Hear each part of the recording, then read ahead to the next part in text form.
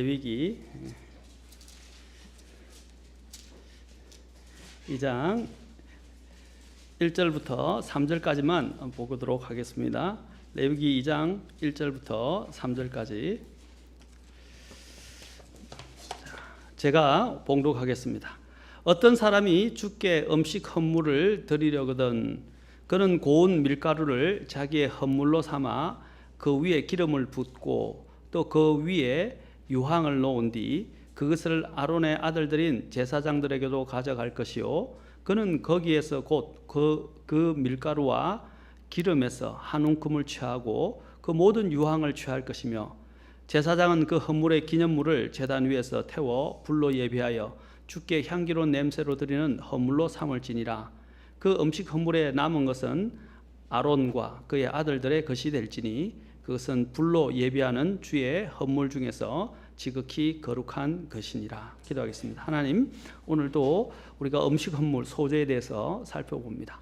또 지난 시간에 이어서 오늘 이 소재에 대해서 더 깊이 있게 생각할 때에 하나님 우리의 마음을 여셔서 이 말씀의 의미를 깨닫고 또 주님 앞에서 우리가 어떻게 나아가야 하는지 주님 우리에게 가르쳐 주시고 또 우리로 하여금 하나님 앞에 바르게 섬길 수 있는 그런 특별한 시간이 되도록 인도해 주옵소서. 이 모든 시간 성령께서 처음부터 끝까지 주장해 주시기를 원하며 예수님의 귀한 존함을 받들어 기도합니다. 아멘.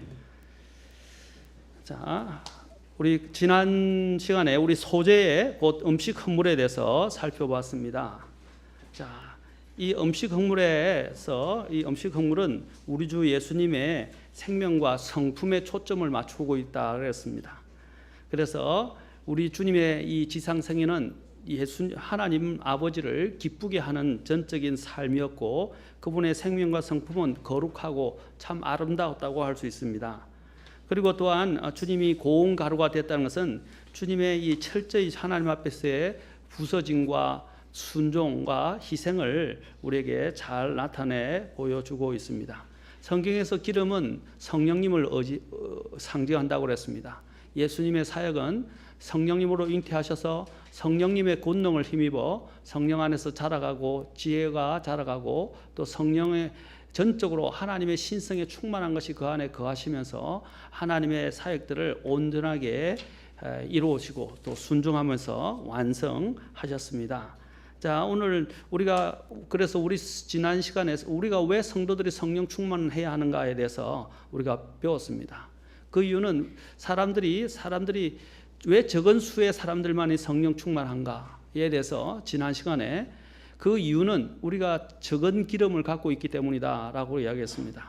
적은 기름, 곧 성령으로 충만하지 못한 이유는 예수 그리스도의 이러한 번제, 불로 태우는 헌물과 관련된 번제의 의미가 결핍되어 있기 때문이다. 다시 말해서 예수 그리스도의 그 희생의 의미, 십자가가 내 마음속에 얼마나 큰 영향을 주는가에 따라서 우리가 주님 앞에 나아가는 헌신의 정도가 달라지고 성령께서 나를 통해서 역사하는 정도가 달라진다고 말씀을 드렸습니다.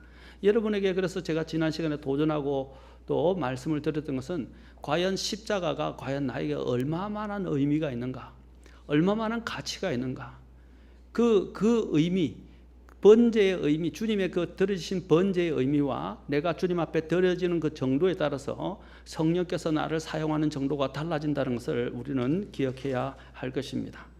오늘 이제 우리가 살펴보고 더 구체적으로 살펴볼 부분들은 이제 누룩과 이제 관련된 부분인데 이제 우리가 다 전체적으로 살펴보기는 어렵고 오늘 먼저 2장 4절에 보면 고운 밀가루에 누룩을 넣지 말고 라고 되어 있습니다. 그리고 5절에도 또 납작한 판에서 구울 때도 고운 밀가루에 누룩을 넣지 말라 라고 주님께서 말씀하셨습니다.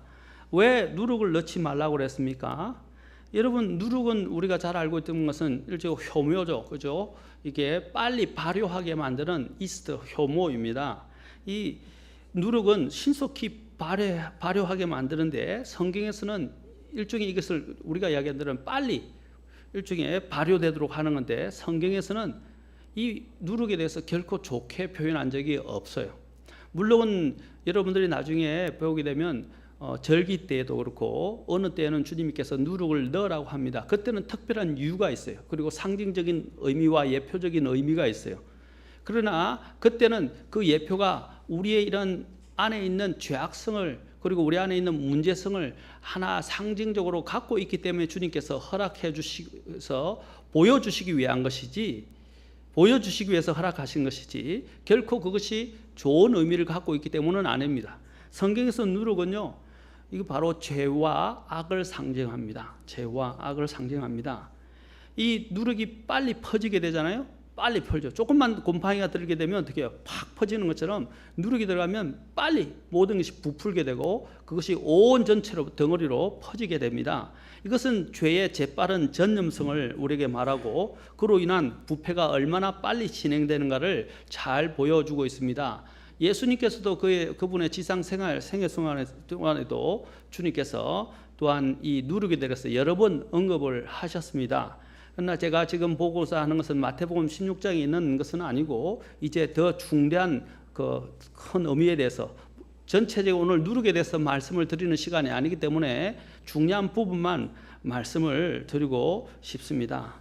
이 무엇보다도 이 누룩은 또 예수님께서 말씀하실 때에 고린도전서 5장 6절과 이제 8절에서 사도 바울이 우리가 어떤 누룩으로 가야 하는지를 잘 보여주고 있습니다. 자, 고린도전서, 자, 물론 주님께서 바리새인들과 사두개인의 누룩에 대해서도 언급하신 적이 있어요. 그거는 오늘 제가 논하고 싶지 않고요. 고린도전서 5장 6절부터 8절에 가서 한번 보도록 합시다. 자, 고린도전서 5장 6절부터 8절에, 자, 여기 보면 너희가 자랑하는 것이 선하지 아니하도다. 적은 누룩이 뭐라 그랬어요? 적은 누룩이 온 덩어리를 뜨게 함을 너희가 알지 못하느냐. 그러므로 너희는 누룩 없는 자들인 즉 새 덩어리가 되기 위하여 묵은 누룩을 제거하라. 우리를 뭐라고 말하고 있습니까? 누룩이 없는 자들이다 라고 그랬어요. 누룩이 없는 자들이다. 이 누룩이 없다는 것은요, 죄가 없다. 다시 말하면 거룩한 삶을 말하는 것입니다. 거룩한 삶. 자, 우리 안에 또한 죄로부터 분리되어진 그런 거룩한 삶을 말하는 것입니다. 자, 누룩을 제거하라 그럽니다. 누룩은 그리고 우리의 유월절 어린 양 곧 그리스도께서 우리를 위하여 희생물이 되셨느니라. 그러므로 우리가 그 명절을 지키되 묵은 누룩도 말고 악의와 사악함의 누룩이라고. 묵은 누룩. 우리가 옛 것을 가지고 주님을 섬기지 않아요. 맞습니까? 우리가 신약 시대에 오면 어떻게 합니까? 신약에 따라서 주님을 섬기는 겁니다. 구약은 끝난 겁니다. 그렇죠? 그 다음에 또한 마찬가지로 우리가 옛 육신을 가지고 주님을 섬기는 것이 아니라 하나님께서 우리에게 주신 새 그렇죠? 영을 가지고 새 성품을 가지고 하나님을 섬기는 것입니다. 여러분, 이전에 있던 것은 우리는 예수님을 믿을 때 다 지나갔어요. 옛 것들을 계속 붙들고 있으면 안 됩니다. 그리스도인 이전에 우리가 가졌던 성격, 우리가 그리스도인 이전에 갖고 있었던 이런 잘못되어진 영, 우리가 그리스도 이전에 갖고 있었던 잘못된 습성들, 그런 경험들, 우리 안에 있는 모든 온갖 것들을 이제는 다 주님 안에서 다 정리하시고 청산해야 합니다. 정리하셔야 돼. 주님 앞에서 우리가 세겜에 과거의 죄들을 묻어버리듯이 우리의 십자가에서 우리의 과거에 있었던 죄성과 우리 안에 있던 이 모든 것들을 다 묻어버려야 됩니다. 죄들과 성품들까지도. 옛 성품들은 하나님이 기뻐하지 않아요. 옛 성품은 육신과 연관되어 있어요. 하나님이 우리 안에 이제 새 성품을 주셨어요. 이제 우리는 하나님의 성령을 따라 새 성품으로 하나님을 섬기는 것입니다. 그리스도 안에 있는 자는 누구든지 그리스도 안에 있는 자는 다 새로운 피조물이다 그랬습니다. 옛 것은 다 이전 것은 다 지나갔다 그랬어요. 보라, 새 것이 되었도다. 우리는 새로운 성품으로. 그래서 뭐라는 게 육신의 옛날에 있는 것들은 다 벗어버리고 옷을 벗듯이 벗어버리라 그랬어요. 여러분이 지저분한 옷 입고 하시겠습니까? 여러분이 만약에 옷도 안 갈아입고 목욕도 안 한 사람들하고 그것도 몇 달 동안 몇 년 동안 그렇죠? 안 한 사람들하고 한번 여러분 옆에 온다고 생각해 보세요. 노숙인들이 여러분 옆에 지하철에 옆에 딱 앉는다고 생각해 보세요. 여러분 어떻게 하시겠어요? 막 굉장히 곤혹스러워하거나 자리를 옮길 거예요. 맞습니까? 우리가 마찬가지예요. 하나님 앞에 갈 때 우리가 옛날에 있는 그런 노숙인과 같은 그런 식지도 않고 갈아입지도 않은 옷을 가지고 입고 주님 앞에 나아갈 수가 없어요. 우리는 이제 새롭고 주님이 우리를 새로 불러주셔서 새로운 옷을 입어야 됩니다. 그래서 옛날에 했어요. 옛 육신의 그렇죠? 옛 사람의 이전 행실을 벗어버리고 그랬어요. 옛 사람의 이전 행실을 벗어버리고 새 사람을 입었으니라고 골로새서와 에베소서 이야기하면 우리는 새로운 형태로 이제 새로운 피조물이 돼서 하나님을 섬겨야 할 것입니다.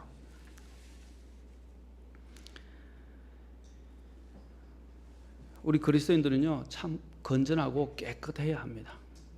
하나님 앞에서. 이 죄라는 것은 무서워요. 갈라디아서 5장 9절에 보면 작은 누룩 하나가 온 덩어리를 뜨게 한다 그랬습니다. 여기 고린도전서 6장에도 5장 6절에도 나왔죠. 작은 누룩이 온 덩어리를 뜨게 한다라고 됐어요. 적은 것 하나가. 전도서에는 뭐라고 하냐면요.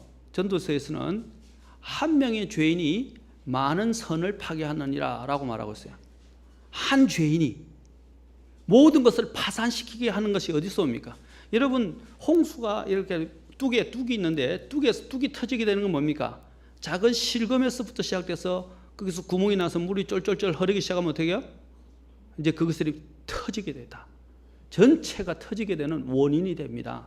그래서 작은 것을 주면 안 돼. 저도 이제 어항을 하지만은 어항에도 조금만 이렇게 가거나 이렇게 뭔가 문제가 생기게 되면요, 그 굉장히 문제가 생겨요. 앞으로 이거 그래서 그건 가치가 없어져요.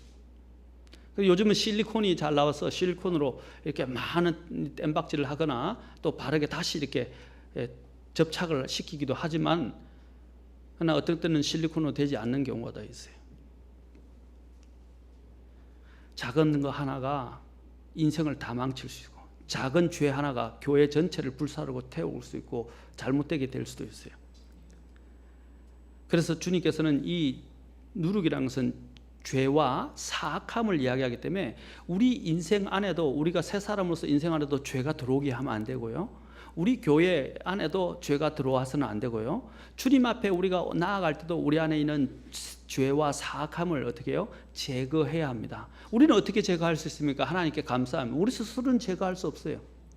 우리는 어떻게 합니까? 죄를 회개하고 긍휼을 많으시고 신실하신 하나님 주님 앞에 가서 예수님의 이름을 의지해서 또 예수님의 보혈을 의지해서 우리 죄를 자백하면 그분은 신실하시고 의로우셔서 우리의 모든 죄를 다 깨끗게 해주시고 또 우리를 용서해 주신다고 말씀하고 있어요. 죄를 지었다면요, 죄를 갖고 있지 말고 빨리 해결하고 주님 앞으로 나오세요. 아멘. 나오세요. 자, 이렇게 해서 성경에서 죄는, 이 누룩은 죄와 사악함을 상징한다. 이 죄를 가지고는 우리가 주님 앞에 갈 수가 없습니다. 순수함과 진실함에 누룩 없는 빵으로 하자라고 말했습니다. 그리고 또한 여기 보면 이제 성경에 보면 꿀도 여기 나오는데 이제 꿀 같은 경우도 왜 꿀을 또 넣지 말라 그러면 꿀은 좋은 거잖아요. 몸에도 좋다고 해야죠. 그러나 꿀도 지나치면 안 좋아요. 근데 성경에서 이 꿀은요, 하나의 사람들을 유혹하는 정욕을 부추겨서 유혹하는 유혹거리로 상징적으로 이야기를 합니다. 꿀은 세상적이고 유격적인 안락이나 쾌락을 상징할 때 사용되어졌습니다. 잠언 5장 3절에 보면 낯선 여자의 입술은 벌집같이 꿀을 떨어뜨리며 라고 됐어요. 벌집같이 꿀을 터뜨린다. 달콤하게 유혹을 한다는 이 사탄의 유혹이죠. 또 잠언 25장 27절에는 꿀을 많이 먹는 것이 좋지 못한 것 같이 사람들이 자기 영광을 구하는 것은 영광이 아니니라. 다시 꿀은 두 가지를 의미합니다. 다시 말해서 바로 낯선 여자의 입술처럼 이렇게 사람을 유혹하고 쾌락이나 정욕을 부추겨서 이렇게 죄로 끌어들이는 이런 달콤한 죄의 유혹을 이야기합니다. 그러나 또 한 가지는 뭐냐면 자기 영광을 구하는 걸 말합니다. 자기 영광. 꿀을 많이 먹는 것은 좋지 못하다는 것에서는 꿀도요 적당하게 먹어야 돼요. 이제 우리가 사람이 자기 영광을 구하는 것은 바로 이 꿀과 같은 것이 돼서 좋지 못한 것이라고 말합니다. 여러분, 자기 영광, 하나님이 제일 싫어하는 게 자기 영광이에요. 자기의. 우리는 자기의 의로 인해서 하나님의 구원을 받을 수 없어요. 우리는 자기 의를 통해서 하나님을 기쁘시게 할 수 없어요. 자기 의는 뭡니까?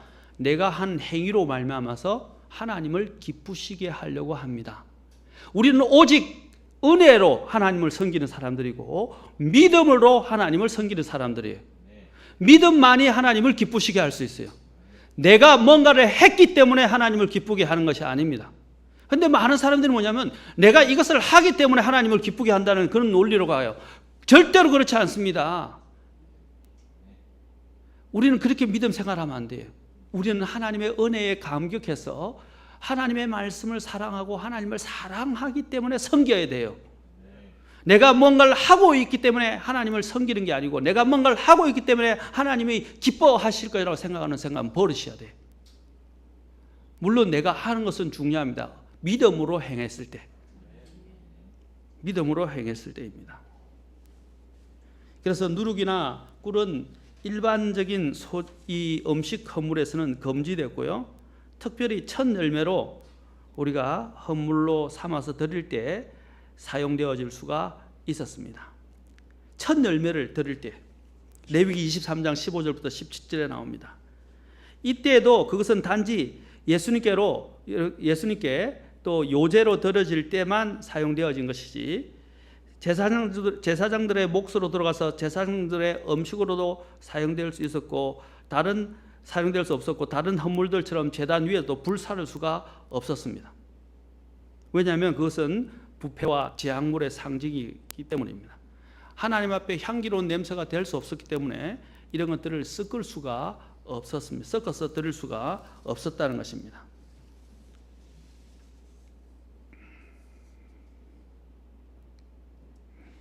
그래서 우리가 죄악과 이런 것을 가지고 주님 앞에 나아가면 안 됩니다. 이 또한 주님께서 소금을 치라라고 말씀하십니다. 소금은 어떤 역할을 하는 것입니까? 부패를 방지하고 맛을 내게 하고 그 맛을 지속시키는 데는 절대 필요한 생활 필수품입니다. 우리 몸에도 소금은 필수적인, 너무 많아도 안 되지만 반드시 또 없어서는 안 되는 것입니다. 소금은 옛날부터 계약을 체결할 때 계약을 확정할 때 계약 당사자들이 그것을 먹음으로써 계약이 지속되고 계약이 절대로 변하지 않는다는 것들을 말하는 일종의 불변성의 상징물이었습니다. 하나님께서 소금을 치라는 것은 하나님의 백성과 맺었던 그 언약과의 관계를 우리에게 보여주고 있는 것입니다. 민수기 18장 19절에 이러한 부분들이 참 잘 설명이 되어 있습니다. 그리고 이 소금은 또한 주님께서 우리 그리스도인의 삶에 대해서 우리가 너희는 소금이다 라고 말씀하셨습니다. 맞습니까? 너희는 소금이다. 마찬가지로 우리가 이런 소금으로서의 불변하고 그 맛을 내고 부패를 방지하는 그러한 사람들이 되어야 될 것을 말씀해 주신 것입니다. 하나님께서 소금을 통해서 그분의 약속이 신실하시고 또한 그분이 얼마나 이렇게 우리에게 대해서 언약을 신실하게 지키시는지를 우리에게 보여주셨는 것처럼 우리 또한 하나님 앞에서 이런 소금으로서 이 세상의 부패를 방지하고 또 하나님 앞에서 신실한 증인으로 남아 있기를 하나님은 원하십니다. 그리스도인으로서의 맛을 내야 된대요. 맛을. 그래서 골로새서 4장 6절에 보면 너의 말을 소금으로 간 맞추어 항상 은혜롭게 하라 그랬습니다. 제가 지난 시간에 설교하면서 말씀드렸죠. 우리 그리스도인들이 말도 달라져야 되고 행동도 달라져야 되고 모든 것들이 달라져야 된다고 말했어요. 우리는 하나님의 본성을 입은 사람으로서 하나님의 성품에 참여하고 하나님의 본성에 참여한 자가 되어야 됩니다. 그러면 뭐가 달라지면 말과 행동이 달라져야 돼요. 말과 행동이. 그래서 우리는 어떻게 너희 말을 소금으로 간 맞추어 항상 은혜롭게 하라. 말을 어떤 말을 해야 될지. 이 말을 통제할 수 있는 사람이 성숙한 사람이다라고 성경은 말합니다. 야고보서 3장에서 말을 통제할 수 있는 사람이 성숙한 사람이다. 하고 싶은 말, 마음에 있는 말 다 드러내는 사람들은 이 어리석은 자, 자문에서 어리석은 자는 그의 마음에 있는 것들을 모든 걸 다 드러낸다고 그랬어요. 말로. 여러분, 내 마음에 있는 걸 다 드러내는 건 그 어리석음이에요. 그리고 내 감정에 내 생각에 있는 것을 그냥 다 바라는 사람들은 그 사람은 은혜로운 사람이 될 수 없어요. 우리 그리스도인들은 말에 성숙한 사람이 되어야 돼요. 내가 가지고 있는 생각을 그대로 다 드러내는 게 아니에요. 그리고 내 생각도 정화시켜야 돼요. 주님 안에서. 특별히 이 말로 인해서 야고보서 3장에는 뭐라 했습니까? 한번 이 말은 하나님을 찬양하고 하나님께 감사하는, 또 은혜로 감 맞춰서 항상 은혜롭게 말하는 말이 되어야 되는데, 이 말로 어떤 사람을 저주하고 비평하고 비방하고 그 사람을 무시하고 멸시하고 욕하고, 그리고 하나님 앞에서는 찬송하고 또 기도하고 또 말을 전도하고, 이건 이중적이라는 거죠. 한 입으로는 찬송을, 한 입으로는 저주를 이라고 이야기를 합니다. 우리 입술은요, 하나님을 찬송하기 위해서 우리 주님께서 새 성품을 주셨고 새 입을 주셨어요. 맞습니까? 그래서 이 소금으로, 우리는 그 소금이라는 것은 우리의 이 그리스도인으로서의 합당한 맛과 향기를 내어야 하는 것을 말해주는 것입니다.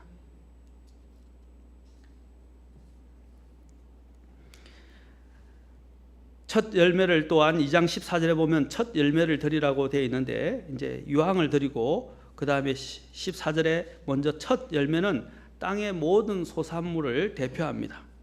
이것은 음식 헌물을 하나님께 드리는 첫 번째. 근데 이것이 뭐냐면 첫 번째 것을 드리라는 것인데, 이것은 무슨 뜻입니까? 하나님의 소유권을, 전적인 소유권을 인정하는 것이다라는 것입니다. 이 보십시오. 음식 헌물을 드릴 때는 그가 얼마나 정성스럽게 음식을 준비했어요.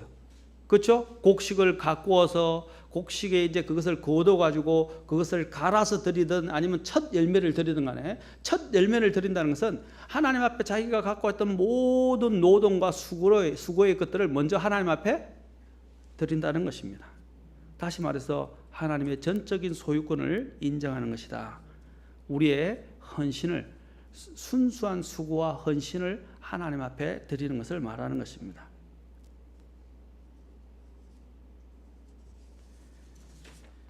기념물에 대해서는 지난 시간에 말씀을 드렸습니다.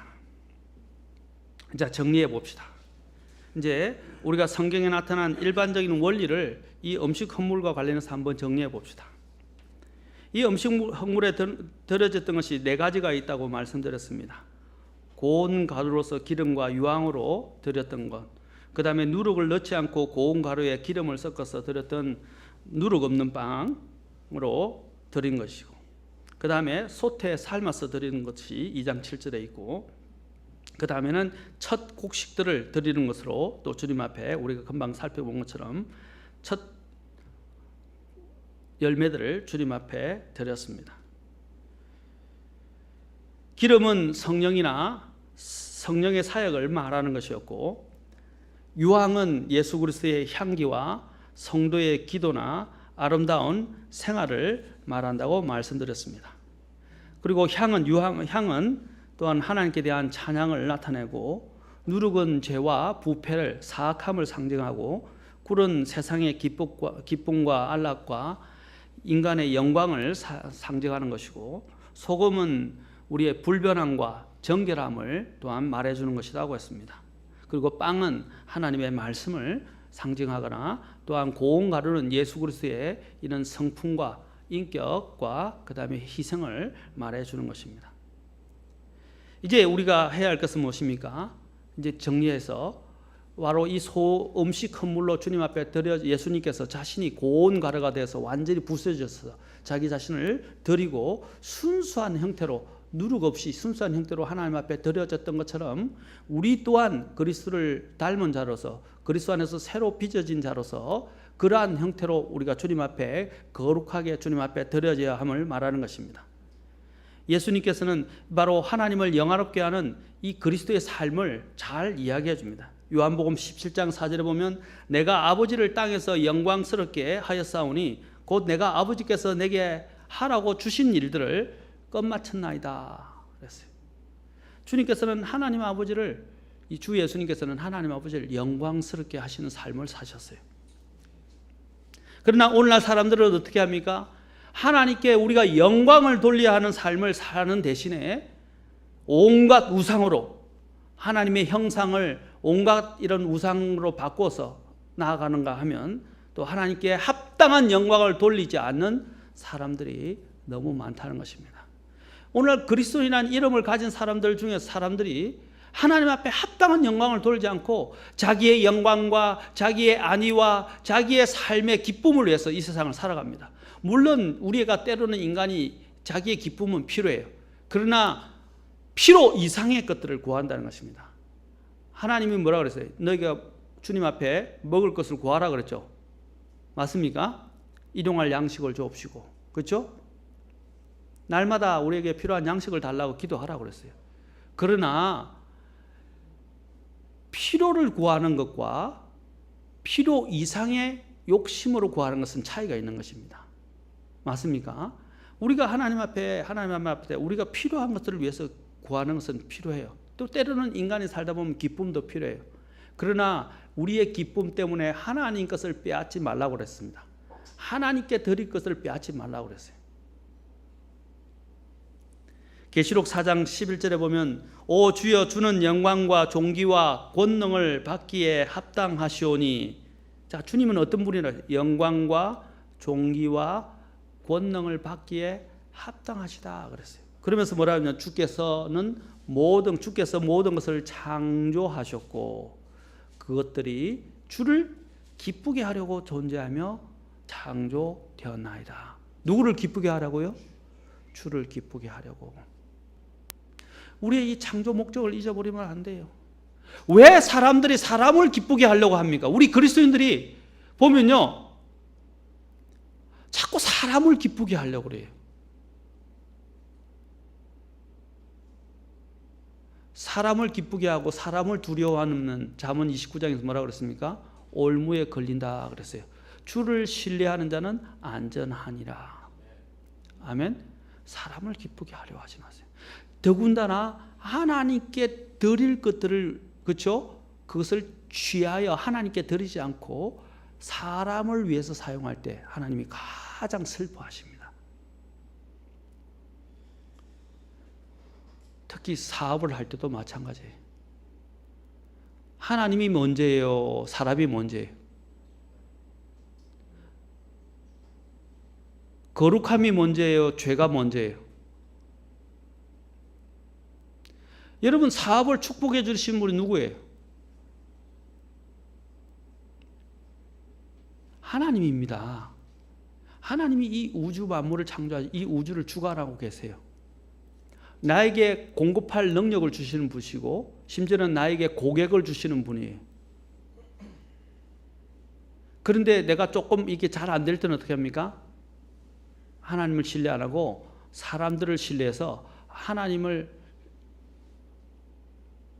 밀어내고 죄와 타협하고 세상과 타협하고 사람과 함께 협상하면서 타협을 합니다. 그것은 하나님을 기쁘시게 하는 거 아니에요.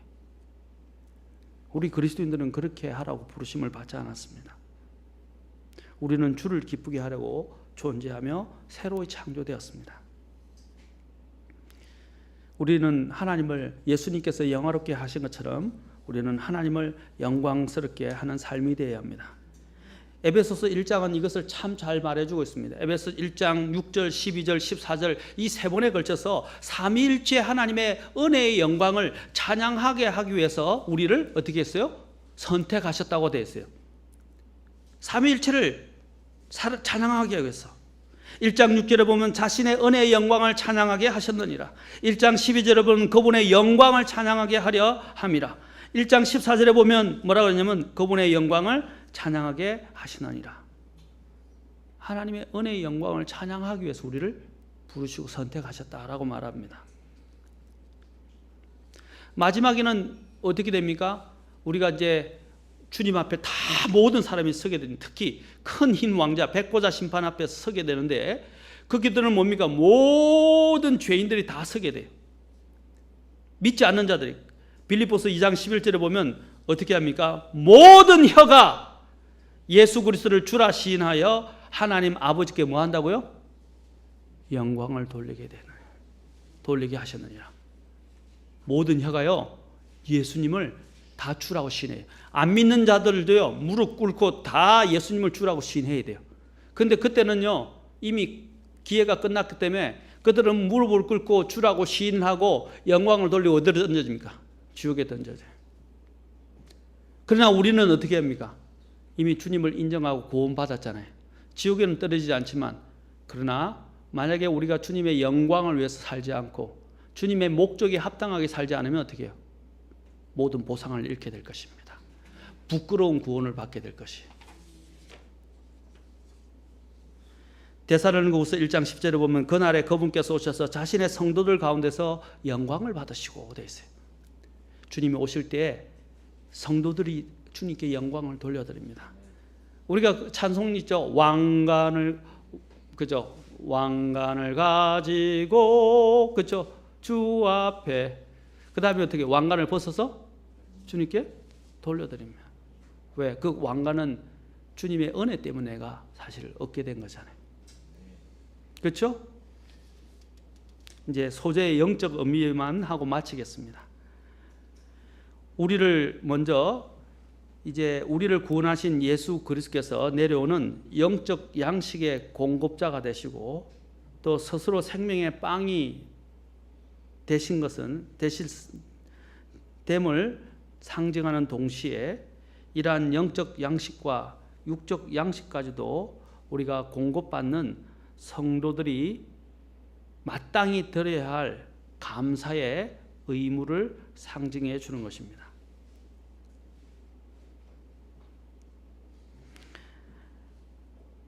소재의 가장 큰 목적은 바로 이것은 예수 그리스도 하늘로서 내려오신 예수님을 상징할 뿐 아니라 이제 우리가 우리의 삶을 영위할 수 있도록 우리에게 물질을 공급하여 주시고 보호하여 주신 하나님의 은혜와 또 그 복에 대하여 감사하며 경배를 돌리기 위해서 이 음식 헌물을 드리는 것이다. 그래서 이 음식 헌물과 관련해서 아까 뭐라고 그랬습니까? 이것은 기념물이다라고 이야기했죠. 맞습니까? 기념물이다라고 이야기했어요. 2절에 보니까 뭐라고 했어요? 그 헌물의 기념물이라고 그랬어요. 하나님의 은혜와 그 복에 감사하면서 경배를 돌리는 것입니다. 두 번째는 이 소산을 통해서 하나님 앞에 기념물로 드리는 것뿐 아니라 자신의 이 땅을 가지고 있지 않은 제사장들과 레위인들에게 그 남은 음식을 어떻게 했어요? 기념물로 하나님 그 남은 음식을 어떻게 했어요? 제사장들의 음식으로 주어졌죠. 그것을 뜰에서 먹게 했어요. 뜰에서만, 뜰 안에서. 그래서 제사장과 레위인들에게 음식을 제공해서 또한 그들을 보호하게 하기 위해서. 왜냐하면 레위인들은 어떻게 했습니까? 땅을 분배받았어요, 안 받았어요? 레위인들은 땅을 분배받지 않았고 전적으로 주님을 섬기는 직무만 감당했기 때문에 그들은 소산이 없었어요. 그 소산을 그들이 바치는, 이 사람들이 바치는 음식 헌물을 통해서 그들이 어떻게 해요? 그거 가지고 이제 그들이 자신들의 생계를 이어갈 수 있게 했던 것입니다. 이러한 원리가 오늘 신약의 11조의 원리에서 사실 나온 겁니다. 11조의 원리가 거기서 나온 것입니다. 자, 우리가 하나님 앞에 어떠한 자세로 나아가야 되는가? 자, 우리가 쭉 음식 헌물에 대해서 살펴보았습니다. 다음 시간부터는요, 제가 더 짧게 이제 화평 헌물부터 시작해서 우리가 살펴볼 것인데, 그냥 간단하게 전에 이야기한 대로 한 장에 한 번에 한 장 전체를 그냥 다 그날 다 끝내는 것으로 정리해서 여러분에게 더 집약해서 너무 많은 것을 찾아보지 않고 집약해서 여러분의 설명을 하도록 하겠습니다. 기도하겠습니다. 다 같이 주님 앞에 기도하겠습니다.